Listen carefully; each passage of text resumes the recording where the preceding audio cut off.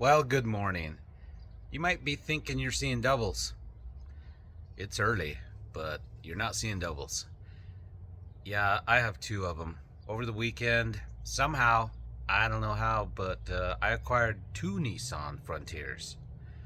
So this one, I was the highest bidder in the auction, and it has a lot of dents and such. And then while I was searching for parts for this one popped up on the marketplace, and I don't know what got into me, but I went and got it. So I got two of them.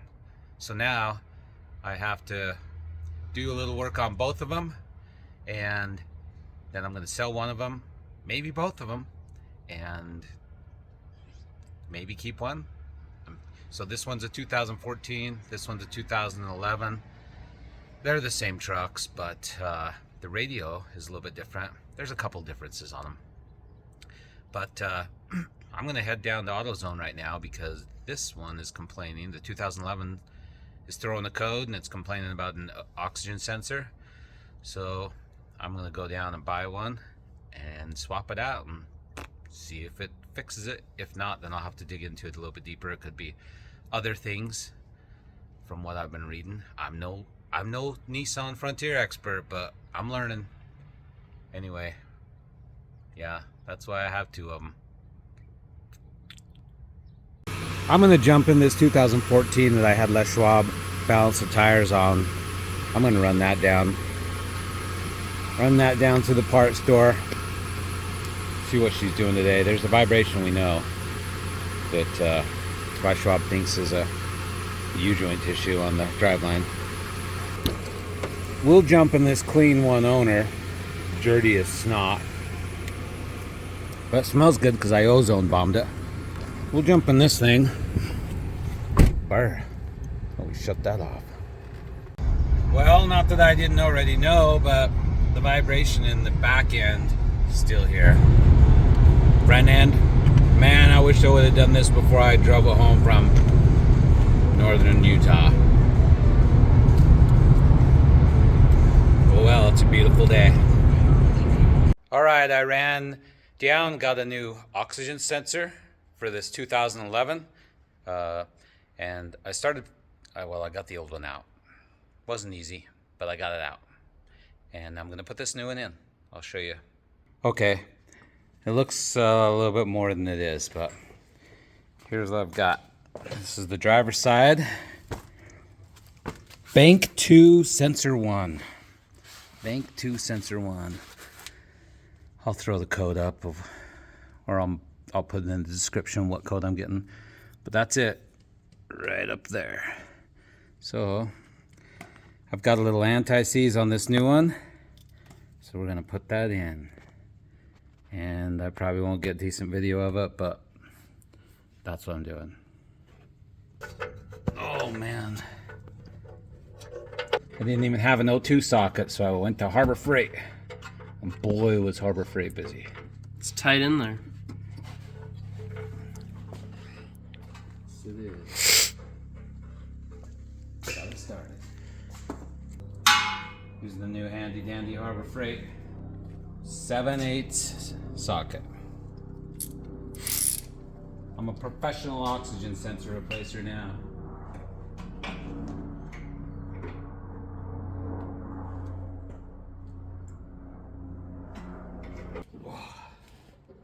Okay, that's in. Alrighty, I moved it out of the garage and took it for a little test drive after we put that O2 sensor in. I cleared the codes, but it's got to go through and check it on its own, and then we'll see if it comes back. But it wasn't too bad once you have a socket that fits on the O2 sensor. Okay, that's all I'm doing on this thing today. I ordered some other parts. We'll start tackling the Evap thing when it comes in. Well, good morning. It's early Saturday morning, and I'm out here, and I'm going to work on one of these Nissans, maybe both, but this morning I'm going to work on the 2011 Nissan. I'm going to start referring to the 2014 as the repo Nissan, try to keep things straight a little bit. But anyway, this thing throws a code. It's got two codes, the O2 sensor and then an Evap sensor, solenoid P2A03 A. So I'm going to try to tackle that today. I just pulled the truck in the garage and pulled the tire. Let's go look at it. Okay, we're working on this one. I need to work on that one. I think I'm going to keep this one and sell the other. So up under here is this canister, and according to a P2A03 A, it's the solenoid right there on top of this canister. So I bought a new one. I just got it in, but I noticed something. I looked at this and I immediately saw someone's been in here. This canister is supposed to hook right there. I looked at the other one. It's nice to have a second vehicle. So this goes behind into this. So someone's pulled that canister. So did someone already change that solenoid and it didn't work? It looks new. So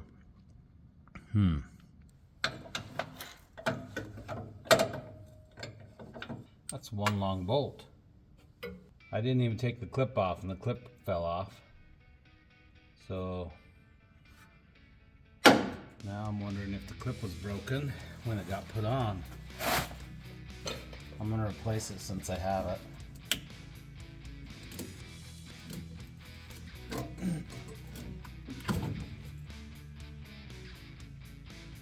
Okay, I pulled it out. Here's what it looks like.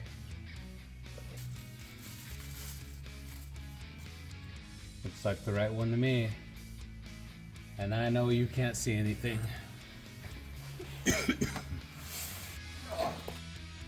Actually, there's a couple clips that are not connected at all. That's not good. Yeah, a couple of them aren't even connected. Or they fell off. I don't know what's up with that.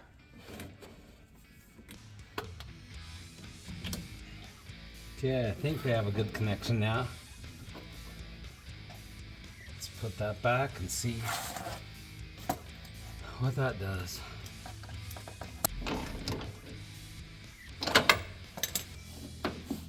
Okay, I don't know if that's gonna fix it or not. But that's in there.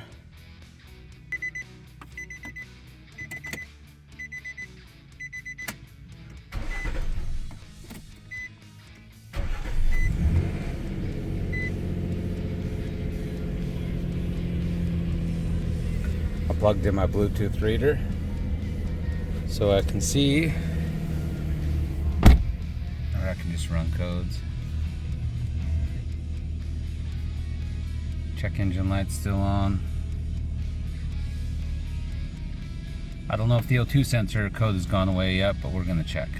Alright, I went ahead and cleared the codes, but the scan tool is still showing there's 3 permanent codes that it's trying to reconcile.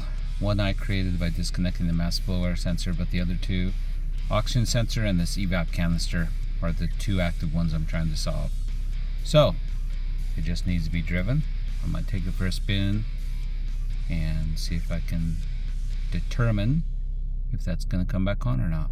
Alright, I think we got some good news. I just took it for a drive, maybe 20 miles, and I just ran the code checker, and it says that the evaporative system's checking out. So I ran the smog check, so see if it'll pass emissions, and it says, yeah, it'll pass emissions, take it in. So, have we solved the 2 codes? I don't know, but it's looking promising. Okay, now what's next? The brakes are really squishy in this thing. Maybe I'll tackle that. I should clean it too. It's filthy. Alright, the next thing I'm going to do is look at these brakes, and I bought some new ones for the repo. I think I might throw them on here, and then we will bleed them because they're squishy. And the brakes still look 3/4. But yeah, someone's been in here because there's a new bolt right here. First thing I always like to do is to separate these a little bit. Get these brakes. I think I'm gonna turn the tires to the right.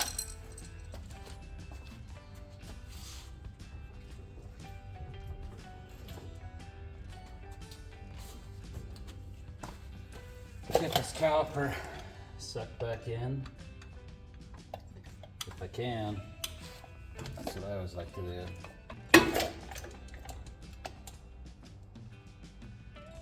Come on, baby. Here's what I'm doing. I'm retracting these calipers. You can see this one. Let's see this one. See this one? I'm trying to push it back in its home. That way it'll accommodate the bigger brakes. Okay. Rotors look good. I went to AutoZone and bought the Duralast ceramic.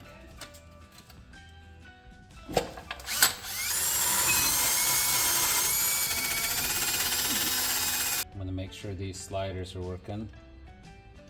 This bottom one is not.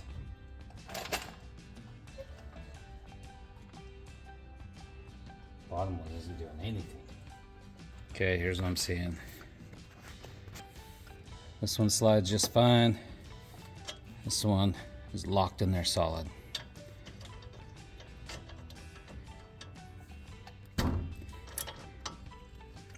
Oh, holy cow.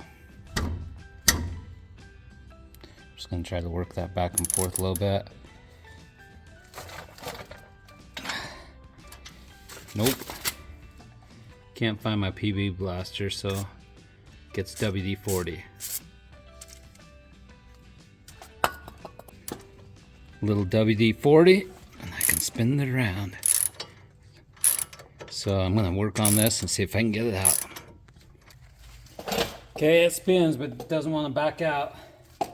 So I'm gonna give it a little bit of love.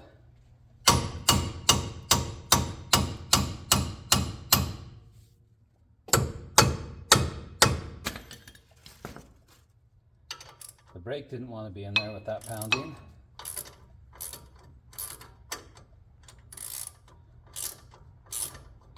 Does not want to come out. Okay, let's see if we can generate some heat.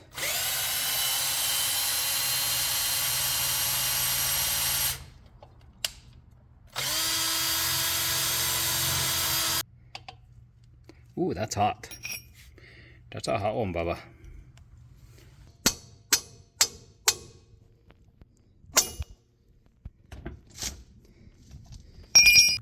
Okay, that's what that slide pin's looking like. Completely gummed up. I don't know if that's rubber, but that's boiling hot. So it was definitely locked up. Ooh, that's hot to hold. So I'm gonna clean it up and look at it. All right, we have success. Top one moves around, bottom one moves around. So both free and loose. No wonder the brakes were squishy. That bottom pin wasn't sliding at all. Okay, I feel good about that. Yep, that's the way they're supposed to work. Okay, I'm gonna push on the brakes, tighten those up, and clean up my mess and do the other side. Well, the passenger side didn't have any problems. I changed the brakes, lubed the slider pins, everything went fine. Looks like someone drove through maybe some yellow painted lines, so I started knocking this off.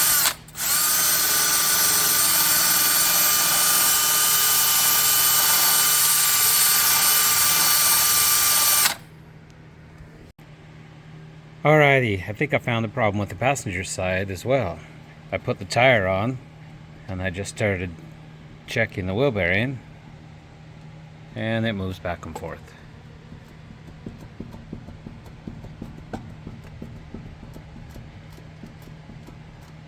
So, it's not supposed to do that. So I need to check into that, see what the deal is, see if anything's loose or if it's just the wheel bearing, and put that on my list. Wheel bearing on this side, tie rod on that side. I better check the wheel bearing on that side, but that's why we're tearing it apart. Okay, I moved back over to the driver's side, put the tire on so I can check the wheel bearing over here. And here's where you can really see the play in the tie rod end. See how that's wobbling around? That's not good. The wheel bearing on this side feels just fine. So, that probably should not be driven like that. That's crazy. Okay, I'm gonna flip it around and check out the rear brakes and see how everything looks on that. Okay, I did the other rear brake and now I'm gonna teach Wyatt how to do brakes.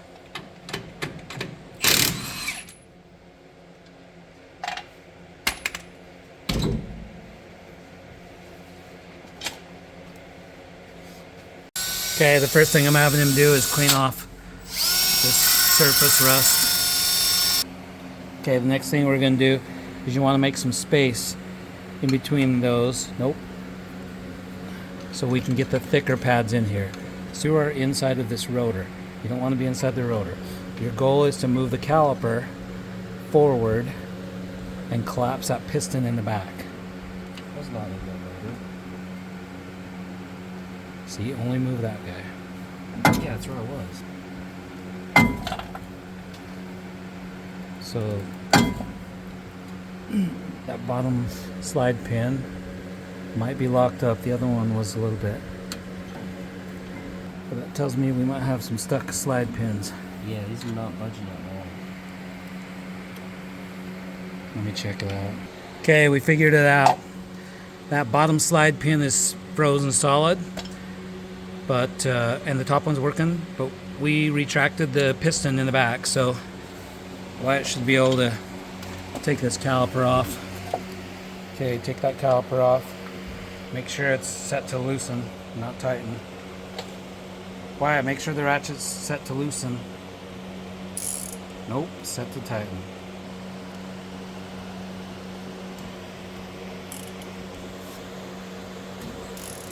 You want to loosen both of them, break them both, so you can take them out.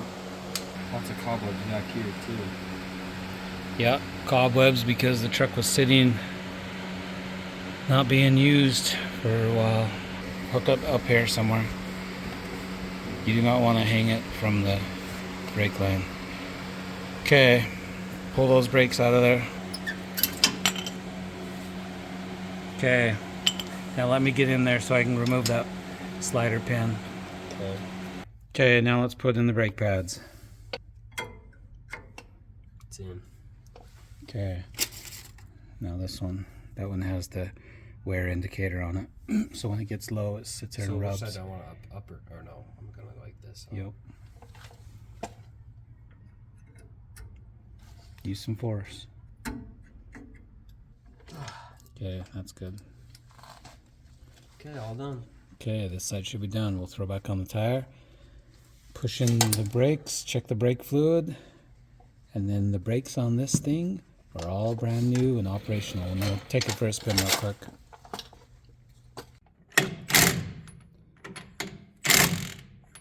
Okay, if the wheel comes off, we'll know why. This one doesn't move. The Okay. other one does though. You can tell Okay. me it's completely full. The max is right here. It's way too full. Yeah. And that's because they added brake fluid because the brake pads were low. So we're just going to suck some out of it so it's not overflowing. Literally is overflowing. Okay, that should be good. Okay, I'm driving. Since Wyatt just backed into his sister's Jeep, he's not driving this now. Brakes still feel a little squishy to me. Maybe a little bit better. But now we got a damaged Jeep, and now this has some more scratches and dents in the back. Well, it's about 7 o'clock Saturday night. I've been working on both of these little Nissans all day, and I think I've had enough. So I fixed a few things off camera, a few things on camera, and I think they're in better shape than when I started. Thanks for watching.